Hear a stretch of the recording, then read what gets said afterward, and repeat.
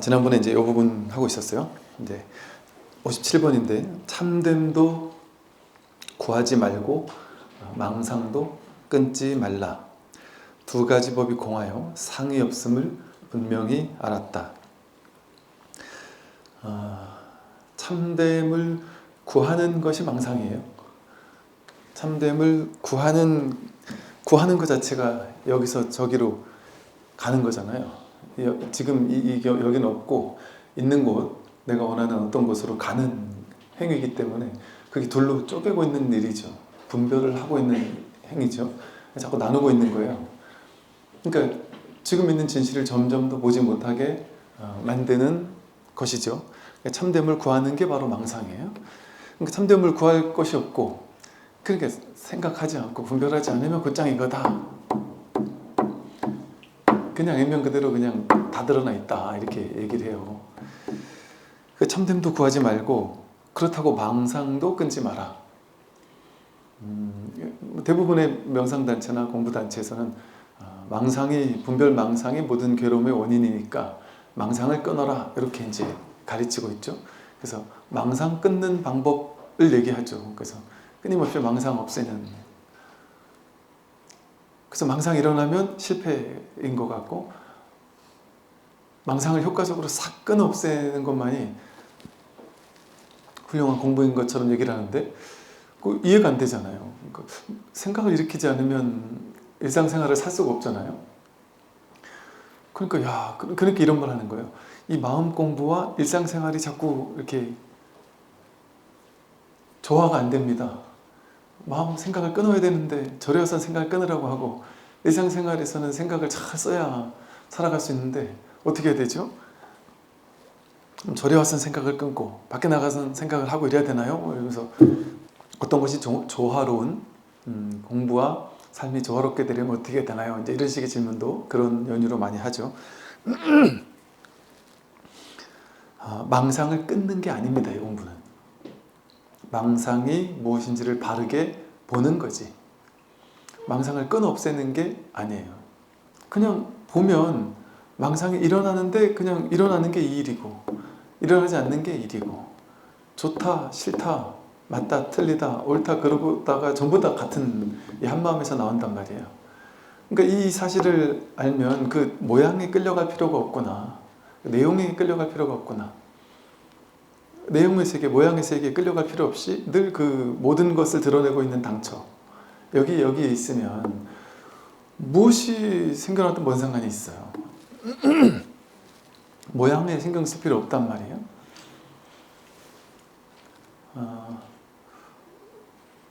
이제 바닷가 모래사장 모래 가지고 이제 모래 작품을 만들 때 뭐 사람을 만들면 어떻고, 내가 좋아하는 사람을 만들면 어떻고, 싫어하는 사람을 만들면 어때요?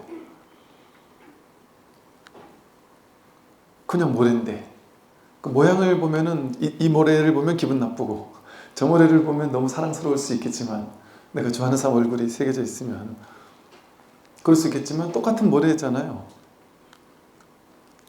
똑같은 모래죠. 아무 상관이 없죠. 여기 이제 1억짜리 수표가 한 장 있어요. 근데 1억짜리 수표를 이제 누가 종이접기를 해가지고, 옛날에 나는 종이접기 학을 접는 거에 대한 엄청난 트라우마가 있다, 나는 학 모양은 싫어해요. 그 종이접기로 뭐 딱지 같은 걸 만들면 좋아하고, 그러면 1억짜리 수표로 학을 접었어요. 그럼 안 갖고 딱지를 접으면 가질 건가요? 내가 정말 싫어하는 모양을 만들었어도 그거 좀 가질 거 아니에요. 왜냐면 이게 내 모양이 어떠냐에 따라서 이 1억이라는 가치가 훼손되지 않잖아요. 누군가가 뭐 그런 얘기를 했던 것 같아요. 5만 원짜리 그 수표를 땅에 내던지고 발로 막 지지밟고, 그러고 나서 이거 가질래? 그러면 다들 갖는다고 하죠. 그러니까 우리 존재는 그런 존재다. 이렇게 누가 땅에 떨어뜨리고 발로 지지밟고 아무리 무시하고 해도 이 가치는 오염되지 않는다. 뭐 그런 식의 얘기를 했어요. 똑같아요. 그 5만 원이라는 그 돈의 가치는 그게 아무리 뭐 훼손되고 하더라도 꼭 잘 닦아가지고 또 쓰면 되니까 그 5만 원이라는 가치는 없어지지 않잖아요. 모양의 그 가치가 훼손되지 않는 것처럼 우리가 젊든 늙었든 뭐 능력이 있든 능력이 없든 내가 원하는 모양의 삶을 살든 내가 원하는 모습의 삶을 살지 못하든 우리가 만나는 모든 사람들이 잘났다는 판단이 되든 못났다는 판단이 되든 그것과는 상관이 없단 말이에요. 그러니까 보세요. 우리가 처음 이 세상에 오기 전에 뭐였는지 모르겠지만 이 세상에 처음에 이제 갓난아기로 응애하고 태어났어요. 누구나 똑같이. 그리고 이 세상을 막 한 생을 한 100년 가까이 한 생을 살다가 죽었단 말이에요. 근데 그 한 생을 살아가는 삶의 모습은 다 다를 수 있잖아요. 예를 들어 똑같이 강아지 2마리가 이렇게 태어났어요. 근데 하나의 강아지는 정말 동네 똥강아지로 주인도 없이 그냥 여기저기서 얻어먹으면서 여기저기서 막 주워먹고 얻어먹고 막 휴지통 뒤지고 막 화장실도 뒤지고 막 옛날에 보면 그 똥개라 그래서 진짜로 똥을 먹거든요. 이렇게 똥을 막 주워 먹고 못 보셨나요? 되게 맛있게 먹어요, 애들이. 그래서 똥개를 옛날 동네 개들이 있었거든요. 옛날 동네 개는 되게 맛있게 또 먹는단 말이에요. 그렇게 이제 막 그냥 막 사람들한테 발로 치기도 하고 이러면서 이제 큰 강아지가 있고 그리고 또 다른 강아지가 있는데 이 강아지는 세계의 뭐 희귀한 특이한 종의 강아지다. 아주 기가 막힌 종의 강아지다. 가지고 막 팔리기 되게 비싸게 팔리고 그래서 이제 초호화 집에 가서 비싸게 팔려가지고 그 집에서 엄청난 대접을 받으면서 음식도 셰프가 하는 음식을 먹으면서 그럴 수 있잖아요, 강아지가. 그렇게 살다가 억만장자 분이 죽을 때 자기 자식한테 돈을 안 남기고 걔한테 돈을 다 남기고 돌아가신 분도 있잖아요. 신문에 났잖아요. 그 전 재산을 걔한테 남겼단 말이에요. 자식들한테 안 남기고. 그렇게 산 개가 있어요. 그 아주 그냥 대리석 집안에서 편안한 침대에서 자면서 맛있는 거 먹으면서 평생 산 개가 있단 말이에요. 모습은 완전 다르죠. 똑같은 개인데 모습은 완전 달라요. 그러더라 어쨌든 똑같이 몇십 년을 살다가 죽는단 말이에요. 우리 생각은 인간의 눈으로 우리의 분별을 가지고 바라보면 이제 의견이 분분하겠죠. 누가 더 행복했을까 하면 차라리 얘는 그냥 자유롭게 막 다니다가 이것저것 먹고 싶은 거 마음껏 먹고 그러고 살다가 어차피 살다 죽는 거고 야 걔가 사람이 무슨 뭐 스파게티 뭐 이런 거 맛있는 걸 아무리 준들 걔한테도 그게 맛있을까? 뭐 이래 생각할 수도 있잖아요.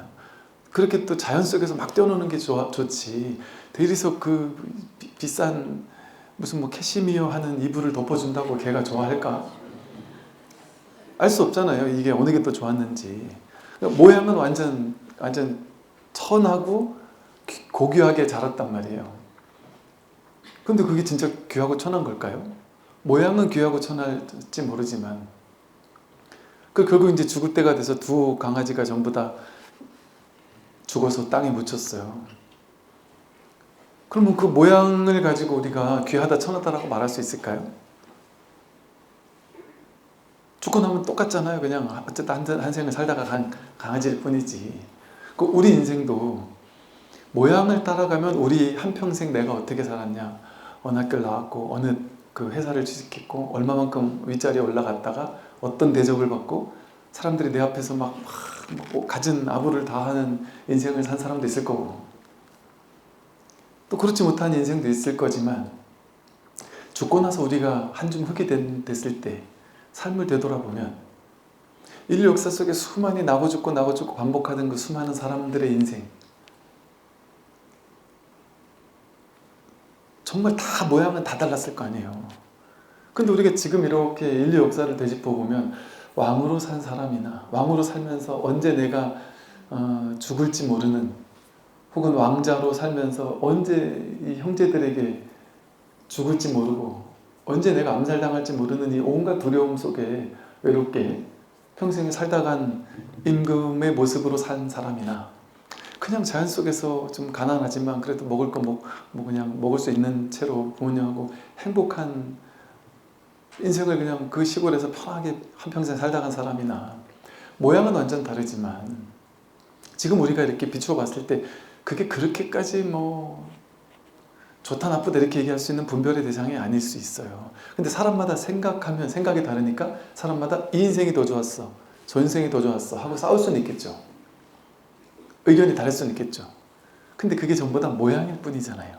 죽고 나면 똑같이 한 줌 재잖아요.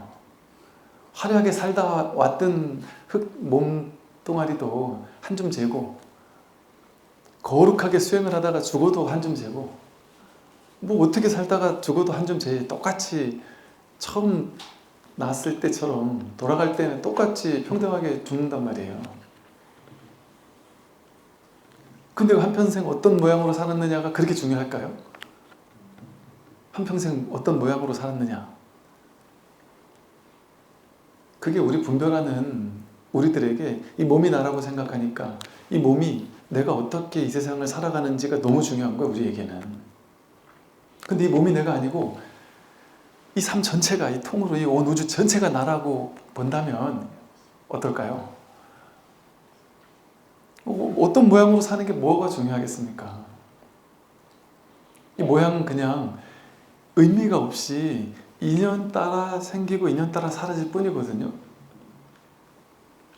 인연 따라 그냥 이런 모양도 가졌다가 저런 모양도 가졌다가 그러는 것 뿐이에요. 우리가 이번 생에 크나큰 절망과 좌절, 남들은 겪지 못하는 너무나 큰 절망과 좌절을 겪는 것을 통해 삶의 지혜를 깨닫겠다라고 마음낸 어떤 사람이 있다면 그 사람은 남들이 느껴보지 못한 크나큰 절망과 좌절, 고통을 겪어야 되잖아요. 그러면 그 사람에게 뭐를 줘야 되느냐? 크나큰 절망을 겪어야 될 사람한테는 크나큰 성공을 먼저 줘야 돼요. 그래야 큰 절망을 할 거 아니에요. 한 100억 벌어보는 체험을 하고 나서 100억을 확 날려버려야 엄청 충격받지. 근데 주지도 않고 그냥 한 100만 원쯤 이렇게 평생 100만 원쯤 줬다가 그거 확 뺐으면 뭐 큰 절망 겪겠어요? 요만한 절망 겪을 거 아니에요. 그 사람 큰 절망을 못 겪어요. 그 사람에게 큰 절망을 겪게 하려면 큰 성공을 줘야 된단 말이에요. 줬다 뺏어야지 충격을 받는단 말이에요. 그럼 여러분은 뭐를 원해요? 큰 거 줬다 큰 거 뺏어가는 게 좋아요? 아니면 적당히 그냥 작은 거 받고 작은 거 소소하게 사는 게 좋아요? 뭐가 옳다 그르다라고 할 수가 없어요. 이 세상은 그와 같아요. 인연 따라 그냥 자신이 어떤 걸 선택하느냐에 따라 금생에 얼마만큼 업장을 소멸하고 갈 거냐, 뭐 이런 어떤 것에 따라 허망한 모양, 어차피 100만 원을 벌어도 100억을 벌어도 똑같거든요, 사실은. 모양의 세계인 건 똑같단 말이에요. 그게 마치 파도가 요만큼 치냐 이만큼 치는 거센 파도냐의 그 차이예요. 그러니까 모양의 세계는 똑같아요. 그러니까 보세요, 우리가 재산이 한 3억 5억 있어요.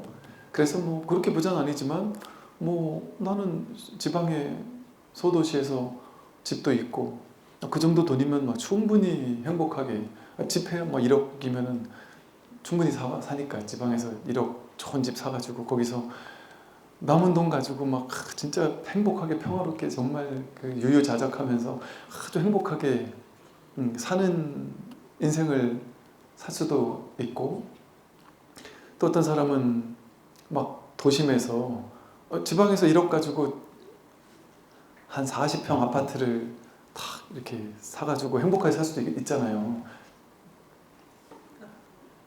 그리고 서울에서도 똑같이 40평 아파트를 사가지고 살 수도 있는데 그러면서 늘 허덕이면서 할 수도 있고, 그럼 이제 어쨌든 살아가는 건 이 친구는 어쩌면 그 지방에서 남은 돈 가지고 되게 평화롭게 행복하게 주변 사람과 비교 안 하고, 왜? 비교해봐야 괴롭지가 않아요. 다 나보다 못하거든. 지방에서 한 30, 40평 아파트 있으면 잘 사는 사람이고, 한 여윳돈 한 1, 2억 있으면 죽을 때까지만 원 없이 살 수 있거든요. 근데 같은 돈이 아니라 두세 배 더 많아도 그 가지고 서울에 살면 늘 궁핍하고 결핍도 있고, 그러니까 집은 비싼데 자기 마음속으로 그럴 수 있잖아요. 나는 죽을 때까지 이 집은 안 팔 거야, 이럴 수 있잖아요. 어르신이. 왜? 이거 자식한테 물려줘야 돼. 이거 팔면 난 그지 돼. 그래서 난 죽어도 죽을 때까지 집은 안 팔 거야 하고 심리적 든든함을 위해 탁 가지고 있는 사람이 그 비싼 집에 살면서 매일매일 하루하루 돈이 없어가지고 현금이 없어가지고 힘들게 사는 사람도 있을 수 있어요. 뭐 비유하자면 이런저런 비유가 됐는데, 그러니까 어떤 삶을 사는 것이냐, 이게 모양의 차이인 거예요. 모양의 차이. 아무리 많은 돈을 가지고 살아도 그거 제대로 쓰지도 못하고 누리지도 못하고 만끽하지도 못하고 죽었다면 그 사람은 돈이 있었던 걸까요? 없었던 거? 자기는 집으로는 재산은 한 몇십억 되는 재산이었는데 태어날 때부터 그게 내 집이었고 지금도 계속 그 집에 살다가 죽을 때까지 안 팔고 난 그냥 거기서 죽었어요. 허덕이면서 경제적으로. 그럼 그게 내 돈이었을까요? 아니었을까요? 평생. 심리적으로만 내 돈이었어요. 심리적으로만. 그러니까 모양이 다른 거지. 그 모양 속에서 내가 그걸 어떻게 느끼고 누리고 만끽하고 사느냐에 따라 사람의 삶의 질이 달라지죠. 그걸 내가 어떻게 생각하고 해석하고 판단하느냐에 따라서. 그러니까 사실은 지금 내가 누리는 거 그게 진짜거든요. 생각의 세계가 진짜가 아니에요. 생각의 세계라는 가짜로 들어가면 이 사람은 서울에 비싼 집이 내 거니까 생각으로는 내 거잖아요. 그러니까 생각으로는 나는 부자예요.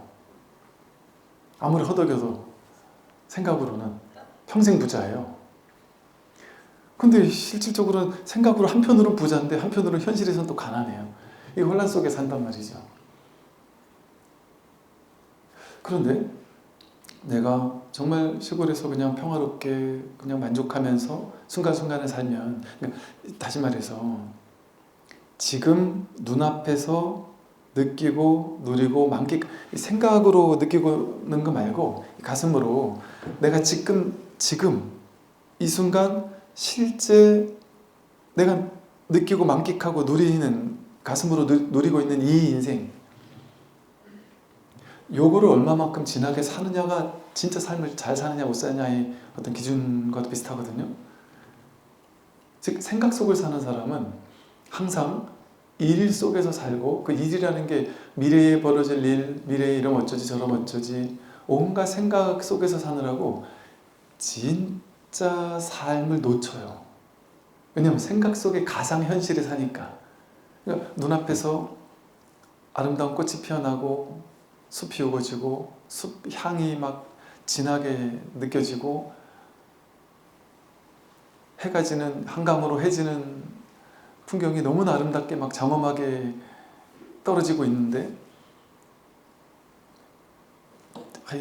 지하철 타본 지 꽤 됐는데 옛날에 지하철 탈 때 이게 퇴근길쯤에 지하철 타면 지하철이 이렇게 한강 위로 이렇게 지나가잖아요. 이렇게 위로 딱 지나갈 때 저쪽에 해가 착 떨어지는 풍경이 서울 하늘 전체가 막 노랗게 물들고 있는 그 풍경이 너무 아름답잖아요.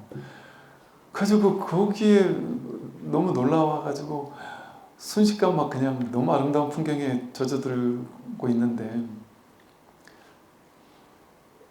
너무 말문이 안 막혀가지고 어떻게 놀라워가지고 주변을 돌아보면 이 사람들이 전부 다 완전 미쳐 있을 줄 알고 이렇게 주변을 돌아보면 전부 다 스마트폰에 코를 박고 있어요. 아무도 감탄사를 내지는 사람이 없더란 말이죠. 그런 세상이 자신에게는 없어요. 오늘 해 예쁘네 이러고 끝이에요. 그냥 이럴 수도 있고. 그러니까 매 순간 우리 앞에 놀라운 이 아름다움, 경이로운 이 정말 가슴으로 충분히 느끼고 누리고 만끽할 수 있는 이 진한 인생이 이렇게 펼쳐져 있어서 그거를 그냥 충분히 느낄 때의 그 충만함, 그 꽉 찬 어떤 삶의 그 풍요로움, 아름다움, 이런 것들은 매일 누릴 수 있어요. 그 돈 없어도 상관없어요. 근데 뭐 때문에 못 누릴까요? 이 가슴이 감동하는 것을 뭐 때문에 못 누리느냐? 생각하느라고. 일을 생각하느라고. 어제 일, 아니면 내일 생겨날 일, 내 미래, 돈, 명예, 권력, 온갖 것들을 생각 속에 있느라고, 생각하는 상태에 있느라고, 아니면 스마트폰 속에서 드러나 있는 온갖 사건 사고들 가지고 맞니 틀리니 옳으니 그르니 세상 욕하면서 온갖 사람들 평가하면서 그 생각 속에 사로잡혀 있느라고 눈앞에 있는 진짜 이 살아있는 삶을 못 사는 거예요. 그래서 삶을 죽이고 있다고 그러는 거예요. 이건 사는 게 아니고 자기 생각 속에 살 때는 언제나 삶을 죽이고 있는 거예요. 분별 망상 속에 살면 삶이 아니에요. 죽어 있는 거예요. 우리가 진짜 살아있는 상태가 됐을 때 깨어있는 상태가 돼요. 이걸 해석하지 않고 판단하지 않고 분별하지 않고 그냥 맨 느낌으로 그냥 느끼는. 여러분들이 여행 갔을 때 외국에 아름다운 곳으로 풍경이 너무나 기가 막힌 곳으로 여행을 떠났을 때 그 여행지에서 그 놀라운 아름다움을 보면서 너무 아름다워하잖아요. 너무너무 놀랍고 아름답고 그걸 충분히 느끼는 이 가슴을 모처럼 느껴보는 느낌이죠. 모처럼 느껴봐요. 왜? 일상에서 못 느끼니까. 그래서 여행지에서 충분히 느끼고 누리고 만끽하던 그 감이 있어요. 그러니까 그 감을 느끼다가, 즉 생각 속에 살다가 일상 속에서는 여행을 딱 떠나면 잠깐 3박 4일, 5박 6일 이 기간 동안은 일상 생각을 잠깐 접어두고 일단 여행 가자 해가지고 여행지에서 며칠 동안 집 생각 안 한단 말이에요. 그리고 여러분들은 여행 떠나기 전에 애들, 남편 3박 4일, 4박 5일 동안 먹을 거 다 쟁여놓고 떠나시잖아요. 준비 다 해놓고 떠나니까 이제 난 모르겠다 하고 나는 즐기다 먹게 하고 생각을 탁 내려놓는 상태로 떠난단 말이에요. 그러니까 여러분 왠지 모르게 김포공항, 저희 인천공항 가는 길이 왠지 모르게 설레죠. 왜 그럴까요? 그게 거기가 설레는, 그 장소가 설레서 그런 게 아니라 다 내려놓고, 거기 가는 길은 내려놓고 가는 길이거든요. 이미 내려놓고 있으니까 내려놓는 게 이렇게 설레는 일이라니까요. 그러고 나니까 이제 여러분 여행지에 가면 여러분들이 10대 소녀가 돼요. 동네에서도 충분히 볼 수 있는 낙조인데 해 떨어지는 걸 보고 서로 막 와 감동하면서, 그리고 거기는 외국 가면 어지간하면 스마트폰도 이게 안 되잖아요. 숙소 들어와야 되지. 물론 로밍해 가는 사람도 있겠지만, 그래서 로밍해 가는 사람은 그 여행이 아니에요. 여행지에서도 내 스마트폰 들여다보고 있으니까. 이것도 딱 내려놓고 그냥 온전히 여행지에서의 감동을 충분히 느낀단 말이에요. 그러다가 이제 집으로 딱 돌아오고 나서 세상을 또 살면, 세상을 사는 건 생각 속을 사는 거거든요. 늘 근심 걱정하고 세상을 살면 그때 그 여행 갔을 때가 좋았던 기억이 나니까 또 여행을 가고 싶은 거예요. 근데 여행 가려면 어쨌든 돈이 많이 들고 시간도 들고 하니까 자주는 못 가겠고, 근데 이 비결을 알면 그 여행지에서 그곳이 여행지였기 때문에 좋았던 것이 아니에요. 그 비싼 돈 주고 여행을 가야지만 좋은 게 아니에요. 그 여행지에서는 잠시 생각을 내려놨기 때문에, 머리로 삶을 경험한 게 아니라 이 가슴으로 삶을 경험했기 때문에 그나마 일상에서보다 더 가슴이 살아났기 때문에 느껴지는 살아있는 나를 경험한 거예요. 내가 살아있음을, 나도 이렇게 감동할 수 있구나. 마치 젊은 어릴 때처럼 그게 뭔가 되살아나는 것 같단 말이에요. 그리고 제가 부산에 처음 갔을 때 서울에 있던 노보살님들, 70대 노보살님들 5분이 가방 메고 소풍 오듯이 처음 진짜 몇십 년 만이라 그러면서 그 할머니, 70대 할머니 5분이 기차표 끊어가지고 부산 와서 한 이틀 계시다가 간 적이 있었단 말이에요. 식당에 갔는데 이 5분이 진짜 제가 이렇게 가만히 그분들 대한 내용을 지켜보니까 이게 완전 영락없는 10대 소녀들이에요. 소녀들. 모양은 70대 할머니들인데 하는 그냥 들뜨고 막 행복한 그 기분을 느끼는 모습이 영락없는 그 10대 그냥 학생들하고 똑같은 대화를 나누시더라니까요. 너무 설레는 거예요. 막 그냥 그 여행지에서 처음으로 온 이 친구들과의 여행지가 그렇게 좋은 거예요. 그런데 그게 그렇게 여행을 떠나야만 하는 건 아니에요. 여러분 가만히 생각해 보면요. 예를 들어 여러분이 어디 방콕을 가든 무슨 파타야를 가든 뭐 또 어디가 있나요? 뭐 무슨 뭐 어디가 있다더라? 뭐 이렇게 외국에 뭐 좋다는 여행지 많잖아요. 그곳에 가면 막 더 어마무시하게 좋은 게 있을 것 같지만 사실은 그 풍경이 압도적이어서 감동하는 게 아니에요. 그 압도적인 풍경이 있어도 제가 가만히 보면 그 압도적인 풍경에서 한 3분, 2분, 3분 잠깐 감동하고 나머지는 이제 감동은 없어져요. 이제 일상으로 돌아와요. 제가 히말라야 한 달을 걸을 때 대부분의 사람들이 감동은 처음에 하루 이틀 하다가 끝내요. 그리고 감동스러운 거 한 번 보고 잠깐 감동하고 끝내지. 그래서 이게 보니까 그런 압도적인 풍광을 만나러 갈 때는 우르르 몰려다니면 안 되는 것 같아요. 우르르 몰려다니면 와 이런 다음에 다시 그 무리 속으로 들어가가지고 나중에 기억나는 건 무리들과 함께 했던 추억밖에 기억이 안 나요. 제가 여기저기 많이 다녀봤는데 스님들 한 열 몇 명 이렇게 같이 이렇게 간 곳들이 있어요. 지금 생각하면 그분들하고 같이 갔었을 때는 그분들과의 우정, 그분들과의 어떤 아름다웠던 한때, 그러니까 그분들 한 명 한 명의 그 뭐 모습들, 참 보기 좋았던 모습들, 또 그분들의 어떤 삶의 노하우, 뭐 내지는 그런 것들을 배우고 삶의 지혜를 배우고 이랬던 것들이 좋았었어요. 함께 막 그냥 그 젊은 날을 막 재미난 이야기도 하고 하면서 함께 어우러졌던 그것이 즐거웠어요. 보니까 그 여행지는 어디 간지도 기억도 안 나요. 그냥 내려램 내려가지고 보라램 보고 그랬던 기억밖에 안 나요. 그 혼자 아무 생각 없이 고요히 갔을 때는 온전히 그 자연과 완전히 하나가 되어서 누구랑 떠들 생각이 없잖아요. 생각 떠들 수가 없잖아요. 홀로 온전히 느끼고 누리는 시간들이었단 말이죠. 되돌아와서 보니까 이게 여행지였기 때문에 그런 걸 느꼈던 게 아니었던 거예요.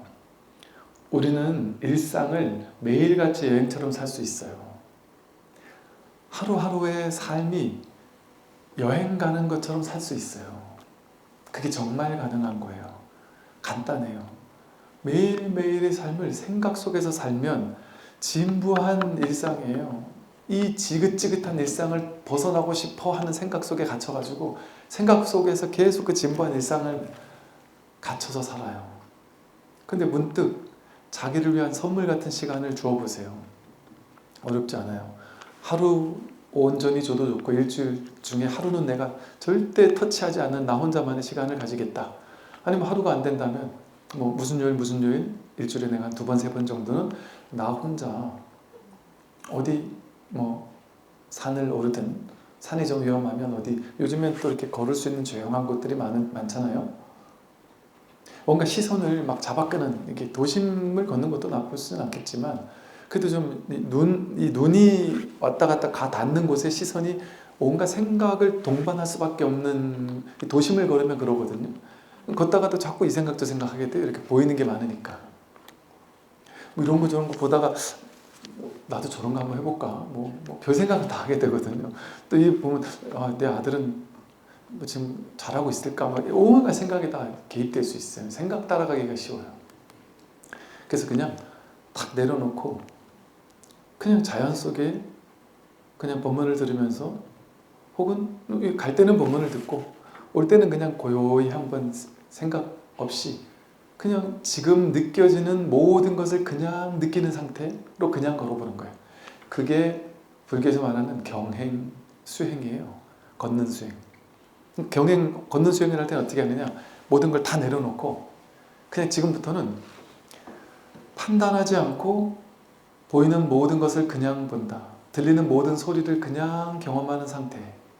느껴지는 모든 몸의 감각, 느낌을 그냥 느껴주는 상태. 이렇게 길을 걸을 때요. 그냥 걸으면 잘 모르는데 다 내려놓고 몸이 한 발 한 발 걸을 때 아무 생각 판단 없이 그냥 이 몸이 한 발 한 발 걷고 있어라는 것도 생각이죠. 오른발, 왼발, 등, 감, 노음 이것도 생각이에요. 그렇게 하지 말고 뭔지 몰라요. 사실이 그렇지 않아요. 분별하지 않으면 이게 지금 내가 다리로 걷고 있다 이것도 분별이잖아요. 내가 다리로 걷고 있다가 경험되는 게 아니에요. 그냥 어떤 움직임이 저절로 여러분이 내가 오른발, 지금 왼발 조금 더 길게, 조금 더 짧게 이렇게 계산하지 않잖아요. 저절로 얘가 지금 지 혼자 알아서 저절로 뭔가가 알아차려지고 있는 상태잖아요, 지금. 그러니까 온몸이 그냥 온몸 하나하나가 그냥 저절로 이게 몸이라는 것도 분별이고 여기서 그냥 체험되는 것이 감각이 그냥 그 감각이라는 알아차림이 그냥 이렇게 살아있어요. 그러다가 어떤 새소리가 들리면 그 새소리가 내가 새소리를 듣는다는 그것도 분별이에요. 그것도 잠깐 내려놓게 되면 처음엔 내가 소리를 들어 근데 분별하지 않고 들어야지 이런 상태였다가 나중에 이제 계속 이게 이제 되다 보면 그냥 짹짹짹짹짹짹 그것뿐이에요. 내가 새소리를 듣는 게 아니에요. 새소리가 여기서 들리는지 저기서 들리는지 모르겠어요. 내 귀로 저 소리를 듣는 건지 어떤 건지 그건 다 분별이라 그걸 내려놓고 나면 그냥 짹짹짹짹짹 찌릿찌릿찌릿 풀벌레 소리라는 이름 붙일 필요 없이 그냥 그것뿐, 그것이 그냥 이렇게 알아차려지는, 그것이 내가 되고 내가 그것이 돼요. 몸의 모든 감각, 느껴지는 모든 날것의 느낌에 이름 붙이지 않은 그 살아있는 느낌, 눈으로 바라보는 풍경이 좋든 나쁘든 그것과는 상관이 없어요. 그냥 이 봄이라는 이 경험과 같이 있는 거예요. 그럼 보여지는 대상에 따라서 해석하지 않게 돼요. 그럴 때 이 살아있는 이 있음, 볼 때도 보고 있는 거죠. 보고 있음이 경험되죠. 그죠? 보는 내용 따라가지 않으면 볼 때 보고 있다라는 있음의 경험이 확인되죠. 어떤 소리를 들을 때 처음에는 그 소리 내용을 따라가게 되거든요. 이 소리 저 소리 그리고 그 소리를 근데 그냥 듣게 되면 듣는다라는 그 들리는 소리 내용을 쫓아가는 것이 아니라 들을 때 늘 있는 어떤 소리를 들을 때든 좋은 소리든 나쁜 소리든 어떤 소리를 들을 때도 늘 확인되는 듣고 있는 있음, 이 있음이 확인돼요. 보고 있을 때 있음과 듣고 있을 때 있음이 다른 있음인가요? 이 있음 이거 하나가 확인돼요. 볼 때와 동일한 이 들을 때의 있음, 냄새 맡아보고 있음, 맛보고 있음, 감각을 느껴보고 있음, 생각하고 있음, 이 있음이 확인된단 말이에요. 뭐가 있는지 몰라요. 근데 이거 하나가 명확하게 있다라는 걸 확인시켜 주잖아요. 볼 때마다 보고 있다니 이거 확인되잖아요. 들을 때마다, 냄새 맡을 때마다, 맛볼 때마다, 생각할 때마다 생각의 내용물이 보이는 게 아니고 그 보고 있는 그놈 확인되잖아요. 그놈이 살아있잖아요. 그놈은 어떻게 생긴지 모르겠지만 모양도 찾을 수 없지만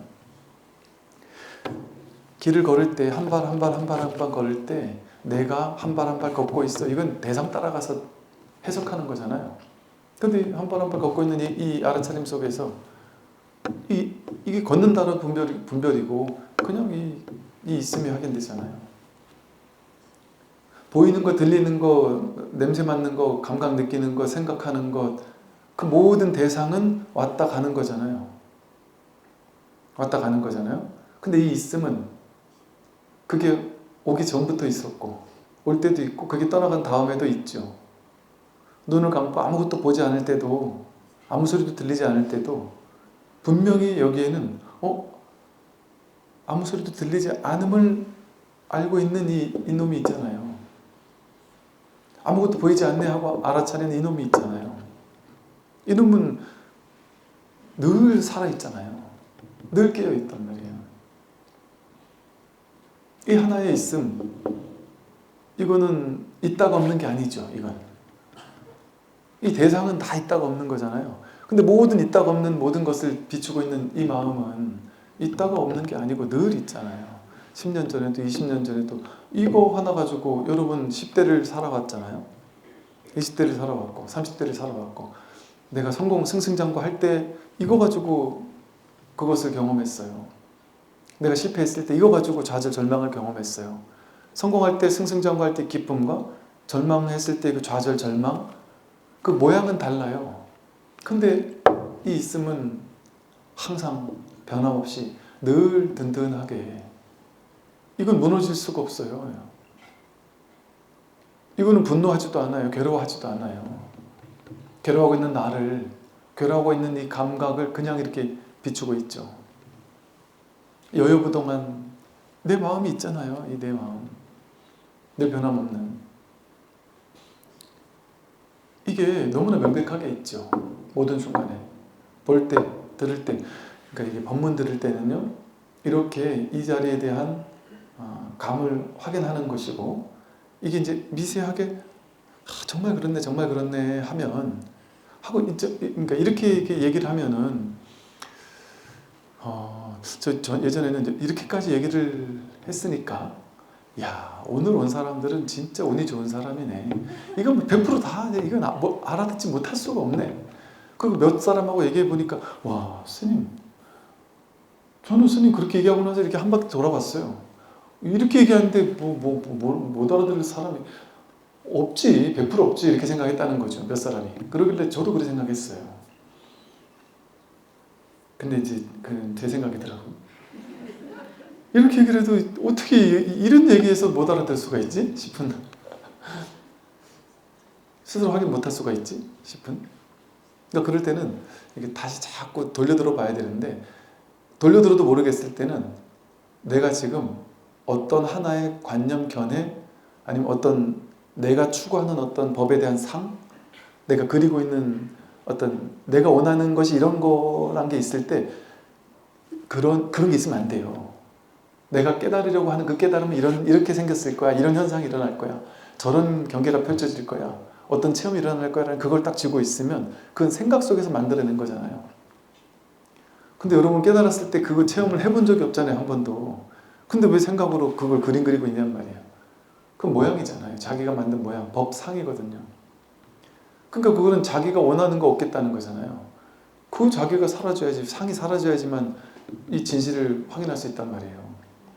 내가 그 상으로 딱 내가 원하는 추구하는 바가 있는데 그것과 전혀 다르단 말이에요. 이 깨달음을 얻고 나면 자기가 생각했던 거 완전 다르다니까요. 그러니까 아예 포기하세요. 그런 상을 그림으로 그려가지고 이런 체험이 나에게 일어나야 해 하는 그 생각은 포기해야 된단 말이에요.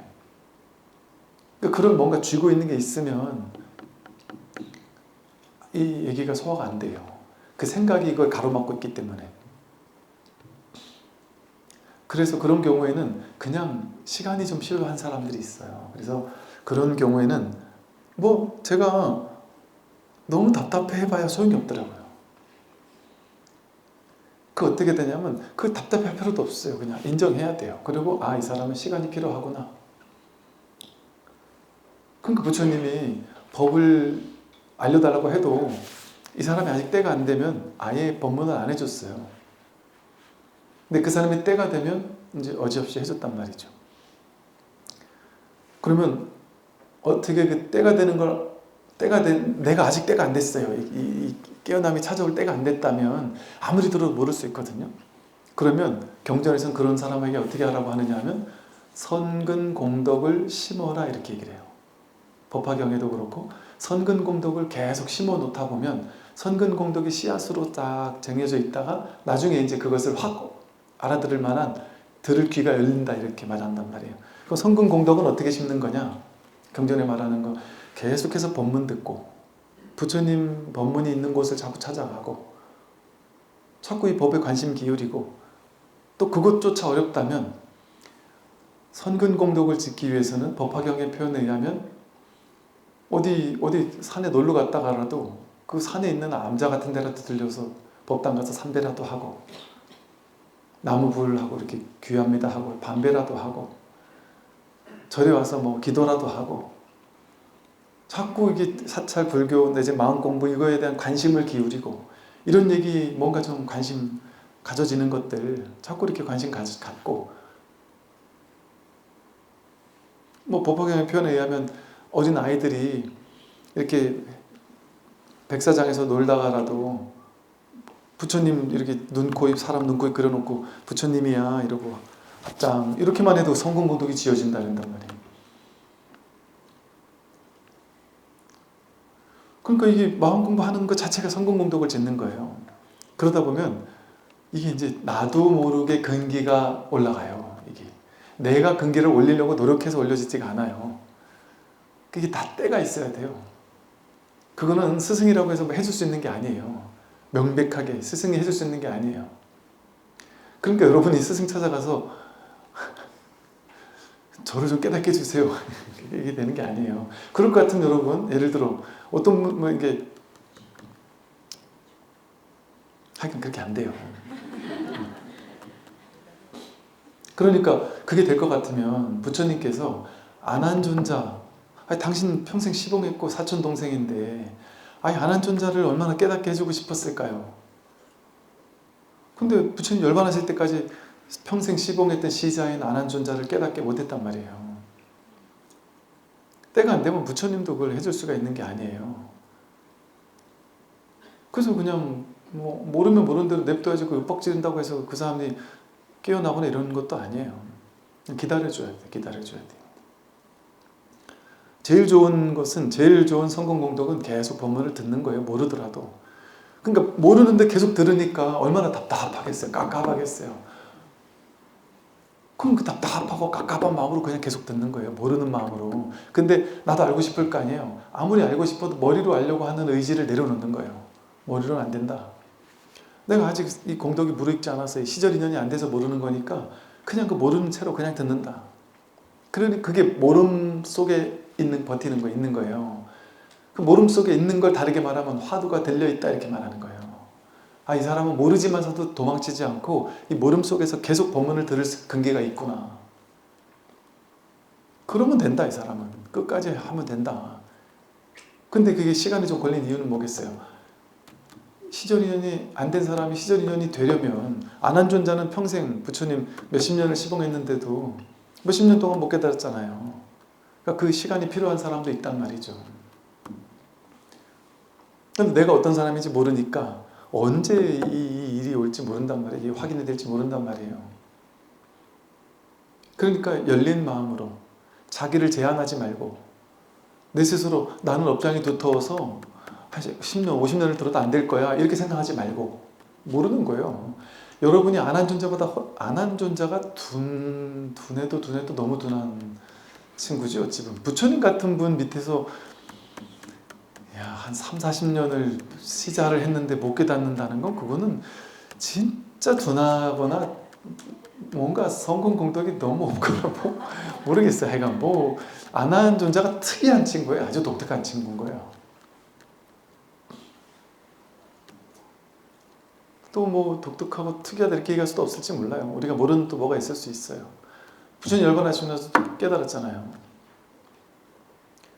그렇게 해서 늦게 깨달아도 그게 또 늦는 게 아닐 수도 있어요. 탁 깨닫고 나면 또 그 다음부터는 놓고 나고 잘나고 못나고가 없어요. 그래서 이 중요한 건 그냥 열린 마음으로 마음을 활짝 열고 듣는 거예요. 그럼 모르는 게 좋은 거예요. 그게 공부 잘하고 있는 거예요. 그러니까 모르면 공부 잘하고 있는 거고 확인했으면 이제 계속 공부하면 되는 거고 그거를 점점 내가 확인한 이 마음을 이제부터 어떻게 하느냐. 이게 감이 한 번 왔다. 선생님 무슨 말 하는지 내가 이제 알겠어요. 하는 어떤 전환의 체험이 왔다. 하면 이제 어떻게 하는 거냐면 계속 본문 들으면서 스님 얘기하면 맞네 이렇게만 하고 끝나면 안 되고 그때부터는 자기가 자기 체험으로 자기 경험으로 직접 계속해서 봐야 돼요. 정말인가? 내가 힘들 때 이게 확인되는지, 기쁠 때 이게 확인되는지, 길을 걸을 때 이게 하나가 확인되는지. 법문을 처음에는 이래요. 처음에는 이게 감이 왔는데 온지 안 온지 이렇게 진짜 바늘구멍 하나 뚫린 듯이 이게 왔다 갔다 하는 것 같고 이래서 법문 들을 때는 확인한 것 같아요. 그러니까 스승의 어떤 그 법에 의지해서 있을 때는 뭔가 이러네 하고 다 뭔가 감을 잡은 것 같아요. 근데 집에 가서 혼자 뭐였지? 그거 뭐였더라? 이러고 생각해보면 명백하게 뭐였지? 하면 사라져요. 왜냐면 뭐였지? 하는 이건데 뭐였지? 할 때 뭐였지? 하는 그 내용을 찾으려고 하거든요. 뭐였지 할 때 둘로 나뉜단 말이에요. 그게 그래서 이 자리 한번 확인하고 나면 그 사람에게는 참됨도 구하지 말고 망상도 끊지 않아야 되는 거예요. 그 사람은 참됨을 구해서도 안 되는 거예요. 그때부터는. 그러니까 처음에는 법문을 계속 들어야 돼요. 법문 들을 땐 알 것 같은데 법문 안 듣고 있으면 또 뭐였지 망상이 일어난단 말이에요. 그럼 또 모를 것 같단 말이에요. 그렇게 이제 계속 꾸준히 듣다 보면 이제 법문 듣고 안 듣고 상관없이 자기 체험으로 이게 확인돼요. 그러면 일상생활에서 아 진짜 이렇네 진짜 이러네 이게 확인되고 이게 점점점 확인되면 확인될수록 자기 생각이 보이기 시작해요. 자기 분별 망상이 보이기 시작해요.